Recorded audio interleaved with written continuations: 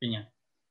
Para el TP2, lo que se va a ver es la caracterización de biomoléculas, lípidos y proteínas y actividad enzimática. Esto también lo vamos a pasar rápido porque hay mucha explicación de lo que ya estuvimos charlando las clases anteriores, los estudios colectivos anteriores, así que de última pueden ir a, por ejemplo, para funcionamiento de enzimas y todo eso, lo pueden ir a buscar ahí que está subido a YouTube. Los objetivos del TP2, familiarizarse con el tratamiento de muestras biológicas, distinguir lípidos según sus características y utilizarlas para su extracción y separación de una muestra biológica. Ahora vamos a explicar qué es esto. Poner en evidencia la presencia de proteínas en una muestra biológica y explorar su estabilidad en dispersión acuosa, y además determinar la presencia de enzimas a través de su actividad biológica, es decir, de lo que hacen esas enzimas. Entonces, para el punto 1, tratamiento de muestras biológicas. El análisis de la arquitectura o estructura es todo lo que vimos recién en el TP1, o sea, es en microscopía, como lo vemos en microscopio. Acá lo que vamos a hacer es el análisis de los componentes, y en ese análisis lo que vamos a hacer es una identificación, es decir, qué componentes hay, y una cuantificación también. Bueno, ¿cuánto de eso hay? ¿Hay mucho? ¿Hay poco? Para el análisis químico de los componentes se van a hacer distintas reacciones para determinar proteínas, lípidos, hidratos de carbono y ácidos nucleicos. Y justo para este TP, acá bueno, comentan que no interesa conservar la estructura de la muestra biológica ni la viabilidad de las células. Acá lo que vemos es el tratamiento de la técnica del homogenado. Primero, lo que se hace, bueno, es la elección de la muestra, la toma de muestra y la apropiada conservación de la misma, y tiene que ver con qué es lo que quiero estudiar. Por ejemplo, si yo quiero estudiar una proteína que está en el citoplasma de los hepatocitos, es decir, de células que están en el hígado, lo que voy a hacer va a ser un homogenado. ¿Qué es un homogenado? Piensen, yo quiero analizar una proteína, puede ser una enzima, por ejemplo, que está en el citoplasma de la célula. Entonces yo tengo bueno, acá tienen el paso a paso, ¿no? En el 0 tengo el pedazo de hígado. Esto es un hígado, por el color, por la forma, no sé de qué animal, pero es un hígado. Entonces, se corta la muestra con una tijera, con un cuchillo, la corto en pedacitos más chiquitos. Después se disgrega esa muestra utilizando arena y un buffer frío. ¿Qué se hace? Se ponen estos pedacitos en un mortero, se le agrega arena y un buffer, porque me interesa que tenga una solución también, y se machaca, se machaca, se machaca, se rompe todo, se rompe toda la estructura del tejido, se disgrega en todas las células. Lo que me interesa hacer acá es no solo separar las distintas células unas de otras que van formando los tejidos, sino también romper las células en sí. Entonces por eso machaco, machaco, le doy, bueno, yo digo machaco, pero se le da con el mortero, se rompe todo, porque acá hay algo como medio contraintuitivo, ¿no? De que, o esto al menos era lo que me pasaba a mí, digo, ay, pero voy a romper todo. ¿Qué pasa? Las proteínas, las enzimas también, son tan chiquitas, que yo cuando estoy acá triturando con toda mi fuerza y con toda mi voluntad, llego a romper las células, pero después las estructuras de adentro de la célula se pueden romper, pero las proteínas no se van a romper. No es que yo no voy a desnaturalizar una proteína por solamente machacar en un mortero. Distinto es si le cambio el pH, distinto es si lo machaco demasiado que levanto la temperatura, si ya me voy de mambo, digamos, me voy de rosca, pero en general con una sola trituración en un mortero yo no voy a romper las proteínas. Sí las voy a separar capaz, pero ¿se entiende entonces lo que voy a hacer? Voy a romper la célula y voy a liberar lo que hay adentro. Una vez que tengo eso, lo que se hace es se filtra, porque acuérdense que lo que me interesa es lo que está adentro de las células, se filtra, y lo que me queda después es el homogenado. Esto se puede hacer con el machaque, digamos, de la muestra, se puede hacer con arena y con mortero. Yo he visto que hasta que lo hicieron con una máquina de agujerear en una materia. O sea, imagínense el nivel de cómo se quiere romper, que se puede hacer de distintas maneras. Se puede hacer con una licuadora, por ejemplo. Ahí también rompes todo, pero las proteínas no se van a romper. A eso es a lo que iba.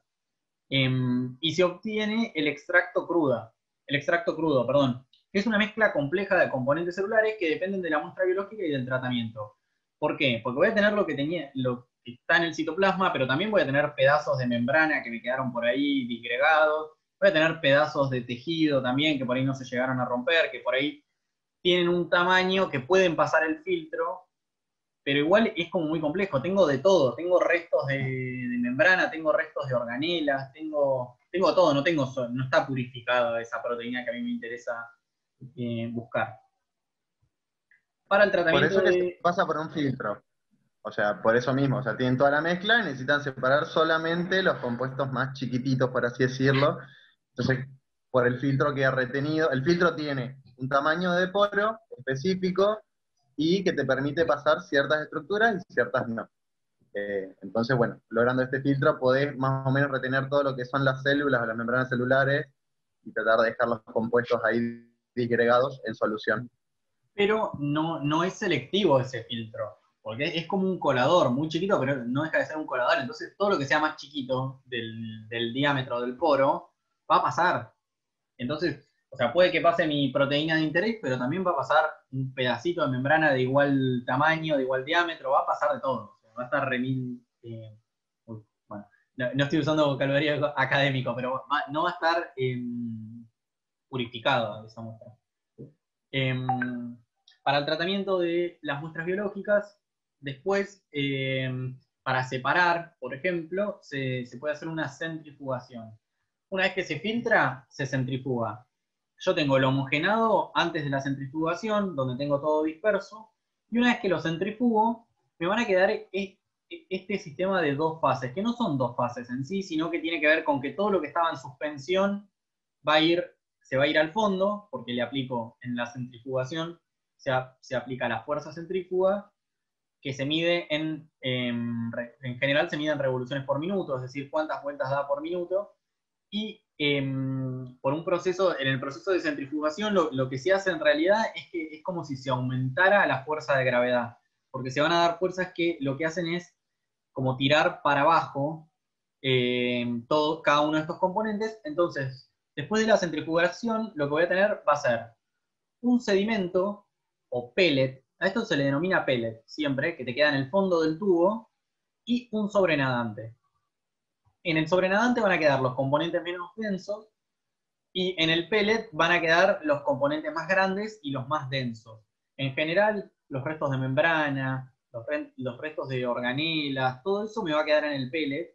Y las proteínas, como no son tan densas, es más sutil la diferencia de densidad que tienen con la solución, con el agua, por ejemplo, o con el buffer que tenga, que para la velocidad de centrifugación que voy a utilizar yo, no se van a separar, no se van a ir al fondo, entonces me van a quedar en el sobrenadante. Esto es la clave y la base de cualquier estudio biológico de todo. O sea, para todo se hace centrifugación y se separa el pellet o el sobrenadante. Entonces, siempre que hablemos de pellet, va a ser lo más denso, lo que me queda en el fondo, y el sobrenadante es lo que me queda arriba. Sí, y de acuerdo a las revoluciones por minuto que se estén utilizando, son el tipo de estructuras que van a ir quedando en el sedimento. Por eso es separación.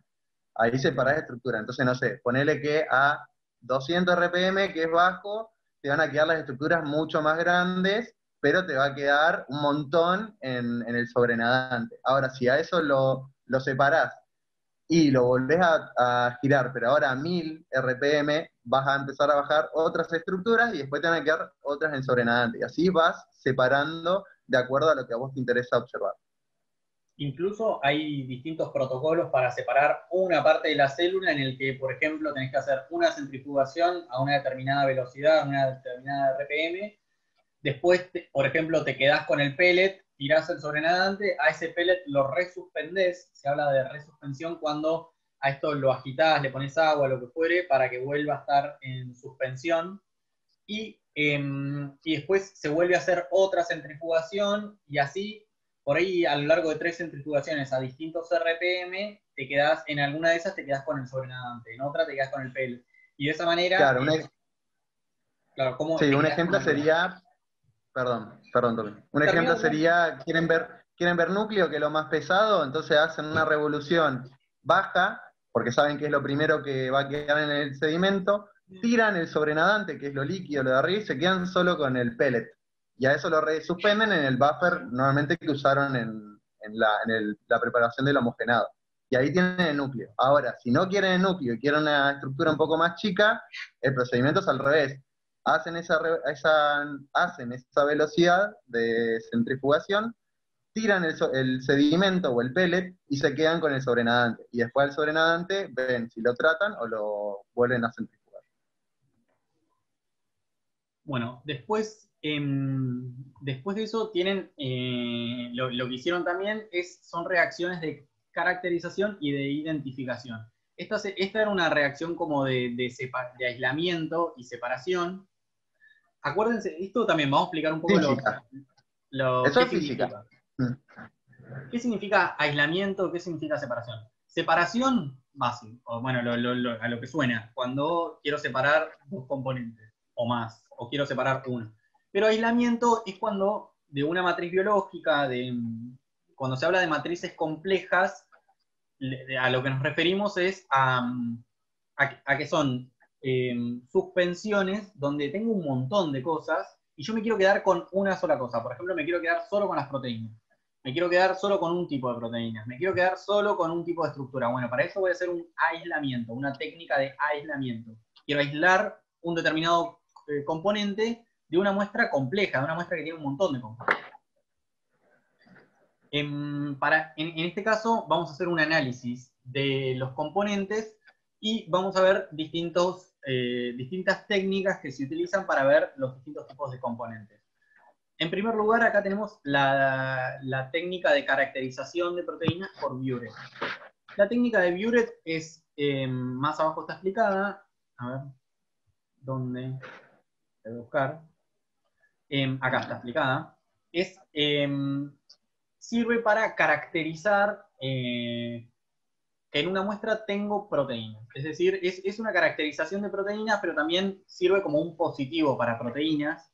Es decir, si yo quiero saber que si en una mezcla hay o no proteínas, le aplico el reactivo de Buret, que lo que hace, dentro de todo tiene cobre en su estado de valencia +2, y este cobre se forma complejo en solución acuosa, forma complejo con los nitrógenos del enlace peptídico. ¿Ven que acá hay un pedacito de enlace peptídico? ¿Se acuerdan qué es el enlace peptídico? Es el enlace entre dos aminoácidos y entre esos aminoácidos que se van uniendo para formar una proteína. ¿Se acuerdan la estructura primaria? La secuencia de cada uno de esos, a modo de repaso, ¿no? Estructura primaria, la secuencia de cada uno de esos aminoácidos en la proteína. La secundaria, cómo esos enlaces y esos enlaces peptídicos, cómo se disponen entre sí formando alfa hélice o beta plegada. Y la terciaria, cómo esas beta plegadas y esas alfa hélices forman ya algo más tridimensional. Y la cuaternaria es si esa estructura terciaria puede tener distintos monómeros y se pueden unir entre sí para formar algo aún todavía más grande tridimensionalmente. Dicho esto, entre el enlace peptídico de distintas, o sea, se necesitan al menos 4 enlaces peptídicos porque se van a complejar esos 4 nitrógenos, está este nitrógeno que está acá, se van a complejar con el cobre y con 2 moléculas de agua y van a dar una coloración violeta, que la vemos en realidad violeta. Entonces, el negativo ven que es así, azul, porque el cobre en solución, el cobre +2 en solución tiene este color azul, pero si ese cobre se compleja cuando hay proteínas y se une a los enlaces peptídicos, va a formar una solución violeta. Entonces lo vamos a ver así como positivo. Esto es una reacción la reacción de Buret, perdón, y me va a dar, si se pone violeta, me va a dar positivo para Buret, y si no se pone violeta, me va a dar negativo. Acá dice, la reacción de Buret detecta enlaces peptídicos, 2 como mínimo, necesita 2 enlaces peptídicos como mínimo, pero no permite diferenciar entre distintas proteínas. ¿Por qué no permite diferenciar entre distintas proteínas? Porque yo si quieren les hago preguntas, pero no van a tener ganas de responder. Si quieren pueden responder, pero si no las respondo yo. Yo lo sé. Ah. ¿Por qué no va a diferenciar entre distintas proteínas? Porque, como les comenté, ese Que tiene complejo, distintos aminoácidos. claro, porque ese complejo se forma entre los distintos enlaces peptídicos. Pero los enlaces peptídicos son siempre iguales en la proteína. ¿Se acuerdan que son siempre el grupo carboxilo de un aminoácido con el grupo amino del otro? Entonces, aunque yo tenga distintos aminoácidos, esa unión, esa parte va a ser siempre igual. Entonces, por eso no es específica, yo no puedo diferenciar si tengo pepsina de un lado y si tengo amilasa del otro, o sea, dos enzimas, o no. Como que yo no puedo diferenciar si tengo dos tipos diferentes de proteínas por reacción de Biuret. Biuret lo único que me dice es, ¿hay proteínas o no hay proteínas? ¿Hay enlace peptídico o no? ¿Me explico? Sí, se entiende. ¿Se entiende? Entonces, por eso es que no permite diferenciar entre distintos tipos de proteínas. No es una reacción específica para proteínas y puede usarse como método quali o cuantitativo. Cualitativo, esto yo lo repaso, por ahí ya lo saben, pero cuando hago una reacción cualitativa es, bueno, ¿hay o no hay de determinado componente que quiero buscar? Si hay bueno, eso es una determinación cualitativa. Ahora, si es cuantitativa es, bueno, de eso que hay, ¿cuánto hay? Entonces, Biuret nos sirve tanto para ver si hay proteínas o no, si es positivo o negativo, y también nos permite estimar en cuánta cantidad, porque si yo tengo más complejos formados, este violeta va a ser un violeta todavía más intenso. En cambio, si es un violeta más tenue, más pálido, puedo decir, si yo tengo dos positivos, dos soluciones, que una tiene un violeta más intenso y la otra tiene el violeta más tenue, voy a poder decir que la que tiene el violeta más intenso tiene mayor cantidad de proteínas que la otra. Claro, imagínense como si fuera una escala de colores, de violetas. Entonces, el violeta más clarito, pónganle un número así random, hay 100 proteínas por mililitro. En cambio, el violeta bien oscuro capaz que tiene 10.000 proteínas por mililitro. Por eso te dices, dentro de un cierto rango se puede diferenciar si está más o menos concentrada en proteínas. Bueno, ahí explicamos Es lo un mismo poco que hacen con pH. Para medir pH tienen una cintita que les muestra un color y ese color lo miden en una escala y les va a decir, este se parece a este color, entonces corresponde a tal pH. Bueno, es lo mismo. En vez de concentración de protones, es concentración de proteínas. Por otro lado, van a tener lo que es la caracterización e identificación de lípidos por la técnica de TLC, significa cromatografía en capa fina. Por sus siglas en inglés, ¿no? Hermoso. Es todo lo que hago yo en mi carrera.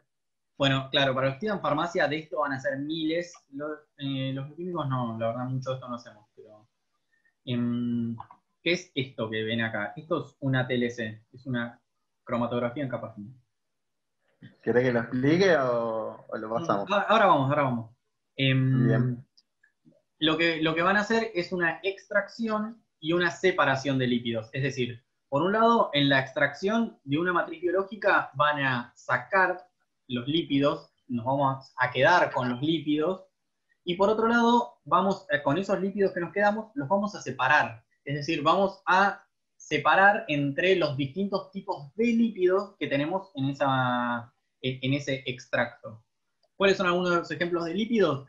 Vamos a tener triglicéridos, formando, por ejemplo, la grasa.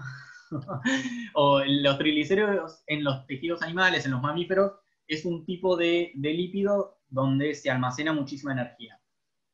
Es el primero que se consume.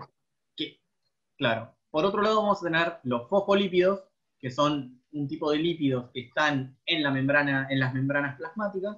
Y por otro lado vamos a tener el colesterol. Hay más tipos de lípidos, pero a grandes rasgos esos. Y vamos a tener, por otro lado, el colesterol, que como comentamos en la clase de membranas, son componentes estructural de la membrana. ¿En qué parte de la célula son importantes porque le dan fluidez a la membrana del colesterol. En todas las células animales. Y las vamos a ver, en los lípidos los vamos a ver en las membranas plasmáticas y en las vacuolas lipídicas. Las vacuolas lipídicas son componentes de las células de las células vegetales, o vamos a ver, por ejemplo, las semillas, o que en las células tienen como una vacuola, tienen un reservorio, una estructura donde guardan lípidos. ¿Podemos observar los lípidos al microscopio óptico? No, rotundo, no, porque son estructuras muy chiquitas, no las vamos a ver. Es como, si no podemos ver proteínas, lípidos tampoco. Y los lípidos se definen como sustancias insolubles en agua, son solubles en solventes polares, como cloroformo, éter y benceno. Acuérdense de lo similar disuelve lo similar. Los no polares, los solventes no polares van a disolver a las estructuras no polares, mientras que los solventes polares, como el agua, no van a disolver los lípidos. Por ejemplo, si ponemos una gotita de aceite en agua, no se va a disolver. Además, los lípidos están presentes y derivan de organismos vivientes, y no están formados por monómeros, por eso no se consideran macromoléculas. Vamos a creerle a esto que dice acá. Yo tengo mis sospechas. No sé si estoy... ¿Por qué? No, está bien. Los lípidos son monómeros, Tommy. Son monómeros, claro. Después se pueden aglomerar en distintas estructuras, como un triglicérido, y ahí forma una macromolécula. Claro, pero acá dice que no se consideran macromoléculas. Así que bueno. No se consideran macromoléculas por esto mismo. O sea, son monómeros, cuando después se aglomeran en otra estructura diferente, ahí forman una macromolécula. Pero bueno, claro, también lo ves como macromolécula. Pero el lípido en sí no se considera macromolécula. Bueno, esto tómenlo así, como viene, como dice la cátedra, básicamente. Acéptenlo. Cuando yo tenga mi cátedra lo voy a dar diferente. No, mentira. Voy a poner en cuestión todo. Vamos a cuestionar todo, sí. Bueno, para la extracción de lípidos, es decir, para quedarme con esos lípidos, para sacarlos de la matriz biológica, vamos a hacer una separación de un componente en el seno de la mezcla, esto es lo que les decía. Y las metodologías de extracción de lípidos se basan en la solubilidad de los mismos en solventes no polares y su insolubilidad en agua. Entonces lo que Antes que arranque, para que tengan idea cómo hacerlo a nivel tipo cotidiano, agarran un cacho de carne que tenga grasa, lo mandan a hervir, lo dejan enfriar y van a ver cómo tienen una capa de grasa y una capa de agua, y después tienen que encontrar una forma para separar uno de otro. Pero esto es básicamente cómo funciona. Listo, puedes seguir, Tommy. No, está bien. Y se van a separar por una técnica que se denomina extracción con solventes. Esto lo van a ver igual en Orgánica 1. Pero a grandes rasgos, ¿querés explicarlo vos, Santi, la extracción? Bueno, pero es el mismo ejemplo de la carne con el agua. Usan un solvente que les permita quedarse con o la parte grasa o la parte acuosa, y después lo que hacen es eliminar ese solvente o el otro, depende del que sea de interés o el que esté en mayor proporción, y les queda su sustancia de interés. Por ejemplo, quieren extraer lípidos de una muestra vegetal. A la muestra vegetal la ponen con, no sé, cloroformo, por ejemplo. Entonces todo lo que sea soluble en agua va a quedar adentro de la materia vegetal, y todo lo que sea soluble en cloroformo, que normalmente es graso, va a quedar en el líquido. Entonces después ustedes filtran la muestra, se quedan la parte grasa con el cloroformo disuelto, eliminan el cloroformo y ya tienen la parte grasa y los lípidos de interés. Así medio rapidito, ¿no? Sí.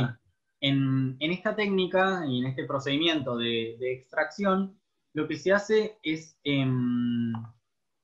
se ponen los dos solventes. Nosotros vamos a tener todos los componentes celulares, los vamos a tener en una matriz acuosa, que acá dice solvente A. Y después lo que se pone un solvente orgánico, es decir, un solvente no polar, y vamos a tener esas dos mezclas, o sea, vamos a tener esa, que en sí no es una mezcla, sino esas dos fases de esa sustancia heterogénea, digamos. ¿Se acuerdan? Como si fuera agua y aceite. ¿Se acuerdan lo que repito todas las clases, que es lo similar disuelve a lo similar? Entonces, lo que se va a dar acá, se va a dar un proceso de partición, que es una disolución selectiva con solubilidades diferentes. ¿Qué significa esto? que yo tengo dos sustancias inmiscibles, es decir, que no se mezclan, una que va a ser como un solvente polar y la otra va a ser un solvente no polar.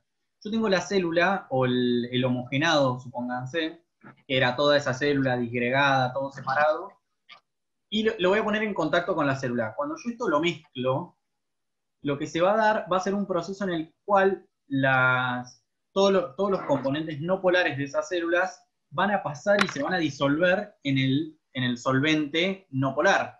Es decir, si yo le puse cloroformo, todo, por ejemplo, parte de las membranas, parte de los lípidos que estén en esas vacuolas lipídicas que habíamos nombrado, todo eso se va a disolver en el solvente orgánico. Entonces, una sustancia sólida, líquida o gaseosa se distribuye de acuerdo a su solubilidad entre las dos fases visibles. ¿Por qué? Porque van a ser más solubles en el solvente orgánico, esas estructuras, que en el solvente polar. Eso es el procedimiento de extracción con solventes.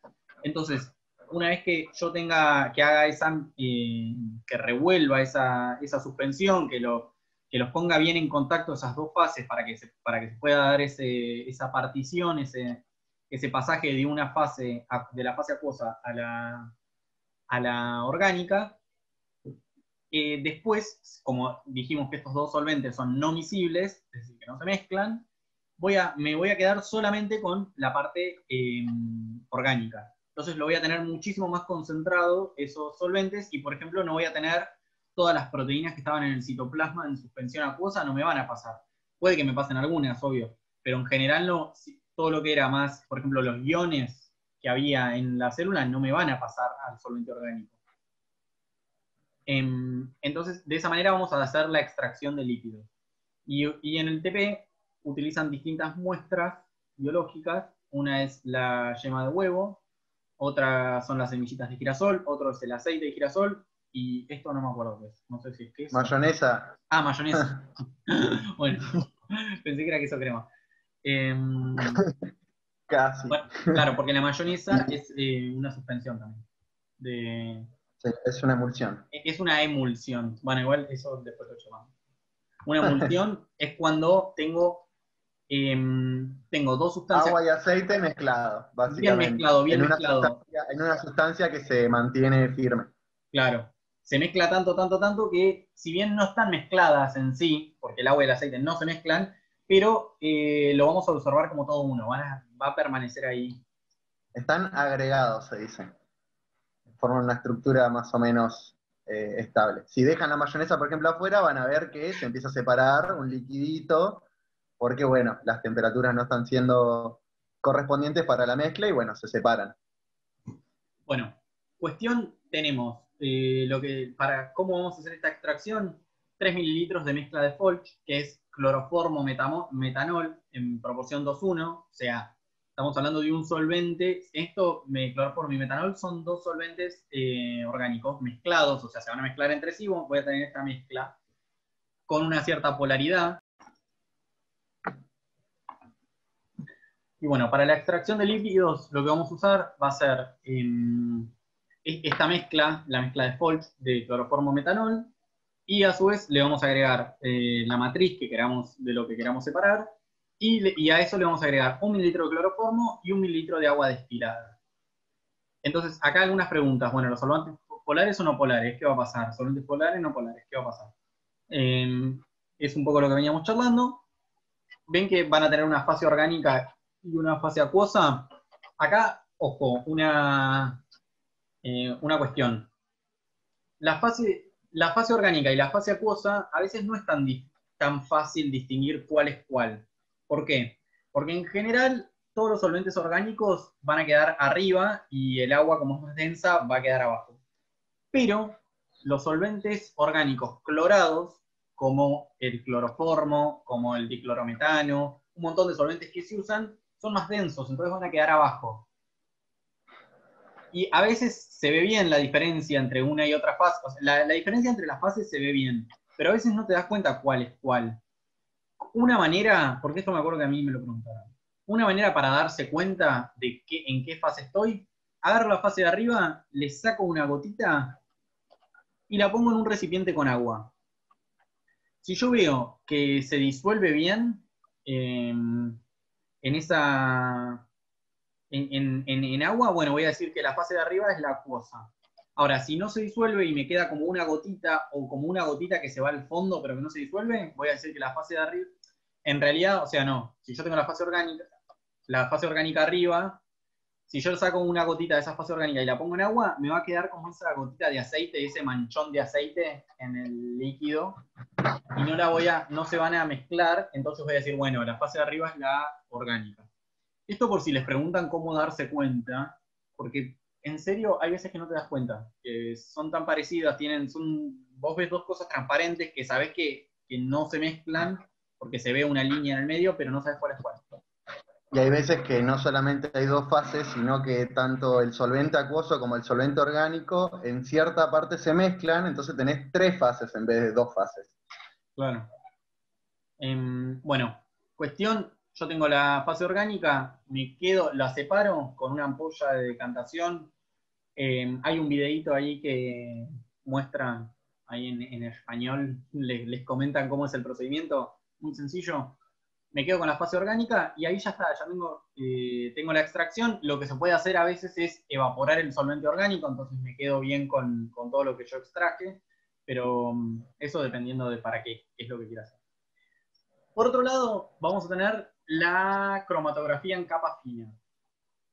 Que acá lo que vamos a hacer, vamos a tener una capa, vamos a tener la lámina o la capa para la cromatografía, que va a tener sílica, van a tener esas piedritas de sílica, que la sílica es bastante polar, y lo que vamos a ver es que se siembra, como dice acá, puntos de siembra en la parte inferior, y se pone en una cabina donde tengo la fase móvil o el disolvente, que por capilaridad, por ese proceso en el cual los líquidos se pegan a los sólidos, se absorben, por capilaridad va a ir subiendo en contra de la gravedad el disolvente, y a su vez va a ir arrastrando lo que yo haya sembrado en el punto de siembra, lo que yo haya puesto en el punto de siembra. Y va a ir aumentando, y a su vez, por cómo es, y ahora vamos a explicar por qué, los distintos componentes que yo sembré se van a ir separando uno a otro, dependiendo de su polaridad. ¿Para qué sirve la cromatografía en cada página? Bueno, sirve para separar distintos componentes gracias a su polaridad. ¿Por qué? Porque en la fase estacionaria, que se denomina, vamos a tener dos fases. Vamos a tener la fase estacionaria y la fase móvil. La fase estacionaria es la sílica gel, sílica gel. Las piedritas de sílica que están ahí pegadas a la placa, y la fase móvil va a ser un solvente no polar. En este caso se usa, por ejemplo, 80 hexano, 20 acetona. O sea, una mezcla de hexano-acetona que va a ir subiendo por la placa. Procesos que hay que explicar antes, tiene que estar rodeado de la placa, se le pone una tapa porque la atmósfera tiene que estar saturada en el solvente orgánico también, y se pone la placa, y lo que va a pasar es que a medida que acá hay distintos puntos de vista para entender qué es el proceso que se está dando. Primero, bueno, vamos a leer un poquito lo que dice acá. Técnica de separación. La cromatografía es una técnica de separación donde los compuestos se separan entre dos fases, una estacionaria y otra móvil, y la velocidad de migración dependerá de la afinidad de los compuestos por las distintas fases. A mayor afinidad por la fase estacionaria, la velocidad de migración será menor. ¿Qué te dice esto? Lo que se da en realidad acá es, vamos a verlo por distintos puntos. Por un lado, por un punto de vista, lo que se da es una competición de los distintos componentes por la placa. Es decir, van compitiendo tanto lo que yo puse en el punto de siembra como el solvente orgánico, van compitiendo por quién se une a las distintas, a la sílica, las distintas moléculas de sílica que están en la placa. A ver quién se une más y quién se une menos. Por otro lado, también lo que está ahí como peleando del otro lado es, bueno, ¿quién se une más al solvente orgánico? porque el solvente orgánico lo que va a ir haciendo en esa corrida, a medida que va ascendiendo también, va a ir, lo que se va a ir dando ahí es, bueno, la molécula que yo sembré, ¿dónde se va a pegar mejor? ¿Se va a querer adherir a la sílica o se va a querer adherir al solvente orgánico de la fase móvil?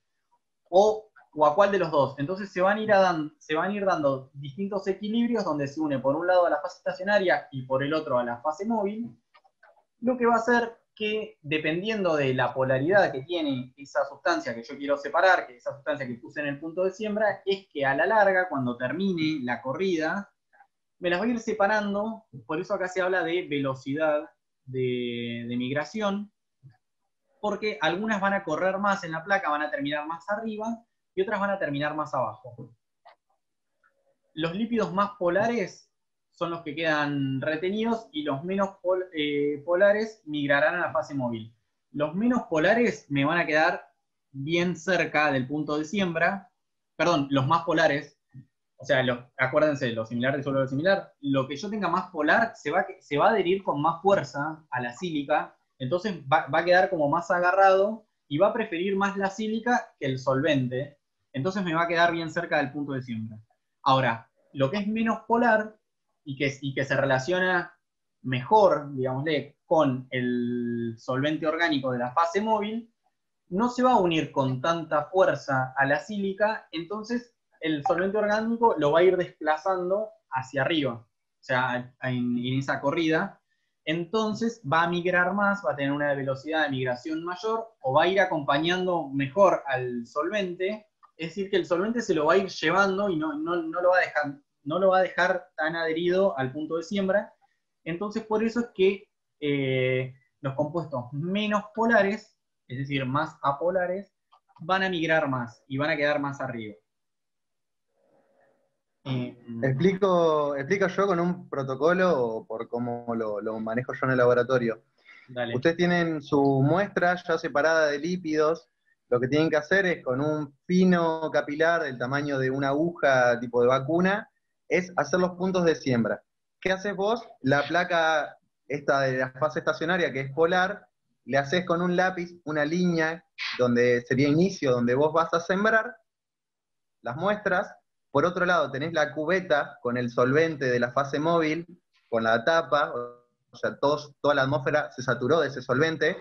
Entonces, una vez que vos sembrás, colocás la placa adentro de la cubeta sin que el líquido toque la raya de inicio, y lo que haces es medir un tiempo. Pones el cronómetro una vez que pones la cubeta y vas a ir viendo cómo a medida que la fase móvil va recorriendo la fase estacionaria hacia arriba, la muestra se va también desplazando, porque es lo que hace la fase móvil, es todo lo que sea no polar lo va a desplazar hacia arriba, y todo lo que sea polar va a ir quedando retenido en la capa. Ahora, por ahí no queda fijo lo polar y se va corriendo de a poquito, por eso es importante el tiempo. Eso se llama tiempo de retención. Entonces, haces la corrida en 1 minuto y medís la distancia desde el inicio, desde la raya que vos hiciste, hasta la altura donde haya llegado. Entonces, un compuesto por ahí te queda a 0,3 centímetros de la raya, otro compuesto te puede quedar a 0,7 centímetros de la raya, y otro se puede ir con la fase móvil. Normalmente no esperás a que la fase móvil termine de recorrer la capa porque, bueno, podés perder material. Pero bueno, ese es el parámetro donde vos decís, esto es muy polar o esto es poco polar de acuerdo al tiempo de retención. Si tardó 1 minuto y solamente se corrió 3 centímetros, es muy polar. Si recorrió 7 centímetros, entonces es más o menos polar. Y si recorrió y se fue con la fase móvil, es súper no polar. Más o menos así es para un criterio de polaridad. Cuestión, ¿para qué nos va a servir toda esta técnica? Para separar los distintos tipos de lípidos que tenemos en una matriz biológica. Ven que en la separación después se revela con vapores de yodo que se unen a distintos enlaces que tienen los lípidos. Entonces vamos a ver estos manchones. Ven que tenemos en la parte inferior el punto de siembra, y después esa corrida, como el solvente fue arrastrando, y probablemente el límite, acá hay una marquita, hasta acá debe haber corrido el solvente. ¿Ven cómo van separando? Miren esta, por ejemplo. Tenemos un manchón. Probablemente tengamos un tipo de lípido acá, otro tipo de lípido acá y otro tipo de lípido acá. ¿Cuáles tienen más afinidad por la fase estacionaria? Bueno, los que son más polares. Por ejemplo, de los que vimos colesterol, fosfolípido y triglicérido, los fosfolípidos van a quedar más abajo, porque acuérdense que tienen una cabeza polar, entonces me van a quedar bien pegados al punto de siembra. El colesterol, por otro lado, que no tiene casi ninguna estructura, no tiene ninguna estructura polar, es el que va a correr más, seguramente. ¿Cuál tiene más afinidad por la fase móvil? Bueno, todo eso dependiendo de la polaridad. Bueno, justo acá, miren lo que decía. ¿Ven los fosfolípidos bien cerca del punto de siembra? El colesterol o diglicérido acá, los triglicéridos más grandes. Y acá los ésteros de colesterol, ¿ven? Son los que más corren. Y acá está la estructura, las distintas estructuras de cómo va de mayor polaridad a menor polaridad. ¿Ven lo que les decía? El de arriba es un éster. El de arriba es un éster de colesterol, el de abajo, el segundo, arriba todo, Tommy. Sí, pero Arriba todo iba a es el arrancar por el éster. de mayor polaridad. Bien, Tenemos claro. el fosfolípido, dos cadenas bien no polares con una cabeza polar, ven que tiene un grupo fosfato acá, todo esto bien polar. Después tenemos, estos son los triglicéridos. En realidad estos son los Diglicérido. triglicéridos. Este es un Sí, sí. diglicérido, que ven que tiene dos cadenas polares, pero tiene un grupo OH, que esto es polar, entonces va a ser un poco... Capaz de hacer puentes de hidrógeno con la sílica gel. Claro. Acá tenemos el colesterol, como es esta estructura. Después tenemos los triglicéridos, que van a ser... bueno, el colesterol tiene además acá un grupo polar, entonces va a poder, como decía Santi, va a poder formar puentes de hidrógeno con la sílica gel. Acá tenemos los triglicéridos, que ya tienen alguna polaridad en alguna parte, pero en general no, o sea, son bastante no polares. Esto no es que no podemos decir, bueno, este es polar, este es no polar, sino que hablamos como de esa escala de grises, esa variante entre más polar o menos polar. Y por último tenemos los ésteres de colesterol, que tienen un grupo éster en el OH del colesterol, entonces es como si apantallaran o si apagaran la polaridad de acá, entonces me queda todo bien no polar, por eso es el que más corre. Las muestras sembradas tenemos el homogenado de corazón, los microsomas, el aceite de maíz, semilla de girasol, mayonesa y yema de huevo. Entonces, como también tiene que ver con la composición, por ejemplo, el 6 es la yema de huevo, o el 1, por ejemplo, que es homogenado de corazón, va a tener ésteres de colesterol. ¿Ven que los demás casi no tienen, pero este tiene un poquito más? Bueno, y ahí se van viendo las distintas. No, y un ejemplo, por ejemplo, ahí que se ve bien, perdón, Tommy. Sí, cuando sí. tenés una muestra de origen animal, van a tener colesterol. Y cuando tienen una muestra de origen vegetal, no van a tener colesterol, porque el colesterol es propio de animales, entonces esa mancha que dice éster de colesterol en homogenado de corazón no lo van a ver en el aceite de maíz. También saben con eso el origen de la muestra, pueden más o menos intuir. Así es. Bueno, siguiendo, para hacer un poquito más rápido, caracterización y estabilidad de proteínas, lo mismo que les decía, ¿en qué parte de las células vamos a encontrar proteínas? Todos lados. ¿Qué son y cómo están formadas? Ya lo charlamos 20.000 veces. ¿Las vamos a ver en microscopio óptico? No. Acá tenemos la reacción de Biuret para proteínas, un poco de lo que charlamos. Otra cosa, para que se vea bien el Biuret necesitamos medio alcalino, entonces por eso se pone hidróxido de sodio. Y se utiliza sulfato de cobre para tener ese cobre más 2 al 1%. Y factores a tener en cuenta: la especificidad y la sensibilidad del método, las interferencias en los ensayos y los controles negativos y positivos. ¿Por qué?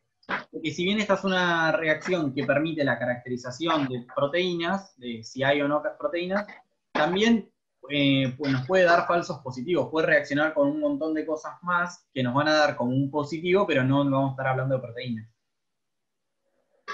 Para eso, en el TP, para hacer la caracterización, se va a observar clara de huevo, gelatina, y a su vez se van a incorporar los controles, un control positivo y un control negativo.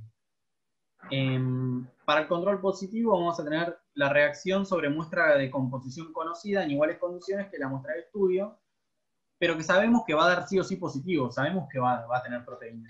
Y para el control negativo vamos a hacer una reacción en ausencia de la muestra, por ejemplo le vamos a poner solo en agua destilada. Para los controles siempre hacemos iguales condiciones, es como si hiciéramos la prueba para alguien, para una prueba más, si vamos a hacer para clara de huevo, para gelatina, los controles hacemos todo en iguales condiciones, pero nos aseguramos que no tengan proteínas. Entonces nos aseguramos que esa reacción va a dar negativa. Lo mismo con el positivo, nos aseguramos que va a dar positiva. Entonces, en el juego entre el control positivo y el control negativo, nosotros ya vamos a saber que de un lado va a dar positiva la reacción y del otro lado va a dar negativa. Entonces, en base a esos dos controles, comparamos cómo nos dan nuestras muestras. En este caso, tenemos un negativo, que es el blanco, o sea, teníamos agua destilada, ven cómo se va a ver el sulfato de cobre, el cobre más 2, complejado en agua, se ve así, turquesa. Vamos a tener un control positivo de gelatina, pero debería verse más violeta, ven que se ve acá violeta, pero debería verse todavía más violeta, porque la gelatina sabemos que está formada por proteínas. Y después vamos a tener un positivo que es de caseína y otro positivo de clara de huevo, que también van a tener proteína. Y acá un poco explica la estabilidad de las proteínas en dispersión acuosa. Esto lo charlamos muchísimo en el viernes pasado y más que nada el anterior, así que voy a seguir, pero si se acuerdan, la hidratación y la carga eléctrica depende también del pH, de las sales, de los solventes orgánicos, de la temperatura. Acá explica la desnaturalización de la proteína, cómo esas distintas estructuras, esos distintos enlaces que se formaban en la estructura secundaria y en la terciaria, cuando una proteína se desnaturaliza, se rompen todas las estructuras excepto la estructura primaria, entonces me queda como la cadena. Esto lo paso porque ya lo llamamos un montón. La estabilidad de las proteínas, le vamos a ir modificando el pH y vamos a ver cómo esas proteínas forman turbidez o, por ejemplo, dejan de ser solubles, entonces cuando se desnaturalizan dejan de ser solubles, entonces van a precipitar. Acá habla de el efecto del pH, de las distintas proteínas. Las variaciones del pH alteran la ionización de las cadenas laterales de la proteína, variando su distribución, la distribución de su carga y su conformación, entonces van a terminar siendo, van a estar más cargadas, menos cargadas, incluso va a haber un punto que se denomina punto isoeléctrico, que es donde todas las cargas, hay tantas cargas positivas como negativas, entonces ahí va a precipitar la proteína. Para la estabilidad de proteínas en dispersión acuosa, vamos a ver también el efecto de sales, y vamos a ver que cada tanto se va a producir un precipitado. Acá habla de un proceso de salting in y de salting out. Esto es bastante importante porque vamos a tener un rango de concentraciones salinas donde las proteínas van a ser solubles, pero llega un momento en el que le agrego tanta concentración salina, tantos solutos, que se va a dar una competición ahí del agua que solubiliza o que rodea las proteínas y con la que rodea a los iones. Entonces, además de que las proteínas van a sufrir un proceso de desnaturalización, lo que vamos a ver es que esas proteínas van a precipitar, por eso se llama el proceso como salting out, como pasan del seno de la solución a precipitar. Acá explico un poco Claro, eso. imaginen que están disueltas en la solución y ustedes le agregan cloruro de sodio, sal de mesa, hasta el punto de saturar el agua. Entonces las proteínas, como no tienen agua para disolverse, precipitan, se aglomeran y quedan abajo del preparado. Lo mismo esto, estabilidad de proteínas en dispersión acuosa, y le agregamos algunos solventes orgánicos, que lo que hacen los solventes orgánicos es también modificar esos enlaces que hay entre las distintas partes de la estructura de las proteínas. Entonces también vamos a ver precipitación. Y acá, bueno, el efecto de disolventes orgánicos entre las interacciones hidrofóbicas. Acá, ¿qué son las enzimas? Esto ya no lo voy a explicar porque ya lo charlamos, lo pueden ver en el video. Pero sí una caracterización de la enzima catalasa, que es una enzima que convierte al peróxido de hidrógeno en agua y en oxígeno. La catalasa es una enzima que va a estar presente en un montón de células del organismo, que va a estar en, por ejemplo, esto creo que es un pedazo de, un trozo de hígado, pero también, por ejemplo, en la sangre los glóbulos rojos tienen catalasa. Entonces vamos a ver, y este oxígeno que se produce lo vamos a ver como positivo porque se forman, ven todas estas burbujas. Es bastante sencillo, se le agrega agua oxigenada y si hay presencia de catalasa vamos a ver burbujeo. Si no hay catalasa no vamos a ver burbujeo. Y Hay acá una... catalasas cuando las células utilizan oxígeno para sus procesos metabólicos. Por ejemplo, bacterias que no usan no usan oxígeno para procesos metabólicos, no tienen catalasas, entonces la reacción en eso da negativo. No se forma la burbuja. Bueno, y acá explica algún procedimiento que se hace para ver si ven algún pedazo ¿cómo se llama?, de hígado, se observa la actividad. ¿Por qué es importante esto? Porque se caracteriza la presencia de la enzima por su actividad, es decir, por lo que hace. No buscamos de alguna manera la enzima en sí, sino que sabemos que está porque vemos que cataliza esa reacción.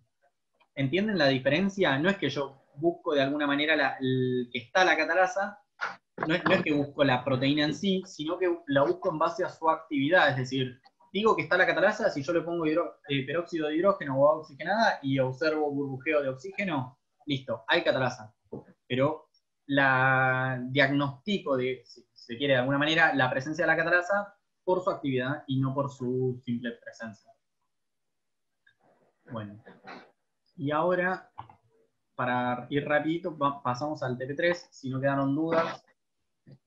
Eso, para.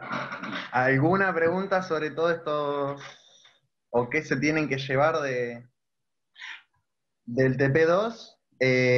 Los conceptos de polaridad, más que todo, cómo funciona la cromatografía, en qué se basa un proceso cromatográfico, para qué sirve, los parámetros por ahí a evaluar en una TLC, que es el tiempo de retención, el RF, que después, bueno, leyendo lo van a encontrar. Y después, bueno, el concepto de separación según polaridad, cuando querés extraer un lípido en una muestra biológica o querés extraer una proteína en una muestra biológica. Esos conceptos son fundamentales que los entiendan. ¿Y por qué? Cómo son los pasos y por qué son los pasos para obtener una muestra pura o para identificar tal muestra.